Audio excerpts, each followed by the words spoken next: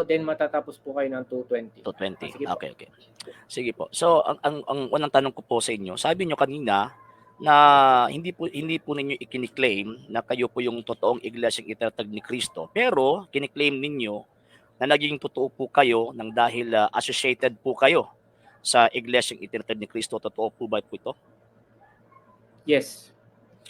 Okay. So kung totoo po ito, associated po kayo sa iglesyang totoong iglesyang itinatag ng Panginoon Kristo, sino po ang tumanggap po sa inyo para maging associated po kayo sa iglesyang itinatag ng Panginoon Kristo? Ang sabi po doon sa aking argumento, yung mga naidagdag po ay nabautismuhan. Tinanggap yung word ni Pedro, sumampalataya sila, nabautismuhan, doon po sila nadagdag sa iglesia. So ganun din pong way, doon kami nadagdag. May mabasa po ba kayo sa Biblia, kapitulo at bersikulo na magiging magiging associated ka po sa iglesyang itinatag ni Kristo by way of claiming sa nakasulat sa banal na kasulatan, naging associate po kayo ng dahil nabautismuhan din po kayo kung walang responsableng tumanggap sa inyo from the first century Christian? Hindi po, ang sabi po ganito sa Acts chapter 2 verse 47, sir. Praising God and having favor with all the people, and the Lord added to the church daily such as should be saved. Wala po dong nilagay na meron pong tumanggap sa kanila, tinanggap sila ni Pedro, tinanggap sila nila, wala pong ganon. Yung nabautismuhan, tumanggap sa pinamalita ni Pedro at sumunod at nabautismuhan sa pangalan ng Panginoon Kristo ay nadagdag po sa church, added to the church. That's clear po eh. Wala pong nakalagay doon na kailangan tanggapin ka ng isang individual. So, sino po yung nagturo? According sa Acts chapter 2. Si Pedro po. Sino po nagturo po sa inyo? Para maging same po kayo sa sitwasyon sa San Pedro sa panahon ng tinanggap po nila yung mga nabautismuhan na 3,000. Sino po ang nagturo po sa inyo ngayon? Sino tao po ang nagturo sa akin, hindi ko po maalala kung sino yung nagturo sa akin. Tao po ang nagturo at yung tinuro niya yung Acts 2:38.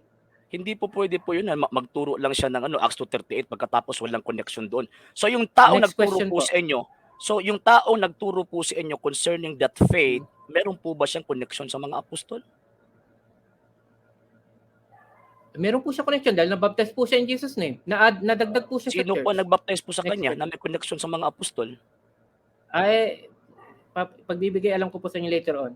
Ay, hindi po. Ngayon na dapat.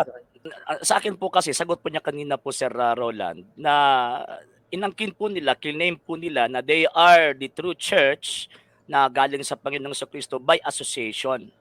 Yung sinabi po niya. So ang tanong ko po nito, sa banal na kasulatan, yung na-associate sa mga apostol may nagturo sa kanila. At ang San Pedro, galing po siya, ipinadala po siya ng Panginoong Kristo.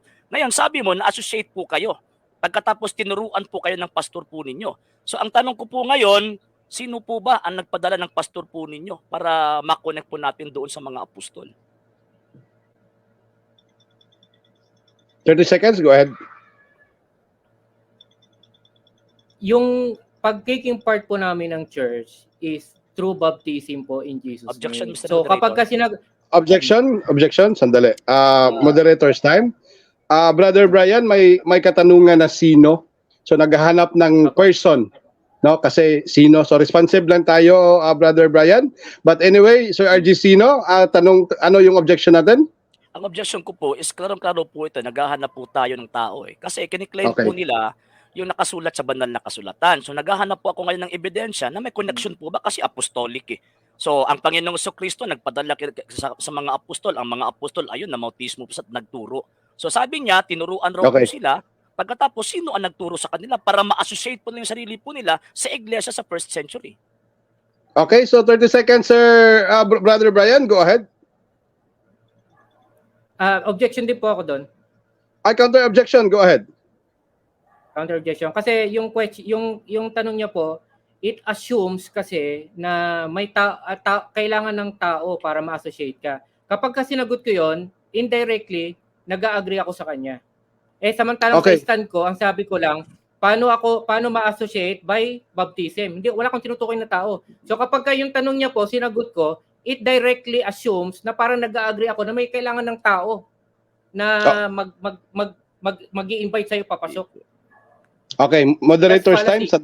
Sandali lang, brother, ha. So, meron tayong rules, brother, na sa rule number 10, lahat ng katanungan ay dapat is nasa tema natin. But follow-up question kasi niya yan, Brother Brian, no? Follow-up question niya yan. So, kailangan na talaga nating sagutin, Brother Brian, no? Pwede Total, kung mag-pass? Pwede po mag-pass? Yes, you can pass. You can pass. No problem. No problem. Kung mag-pass ka, bro, next question na natin. Okay. Ako po, So, pass. Okay? Hindi po Okay, next masagot. pass. Next question. Okay,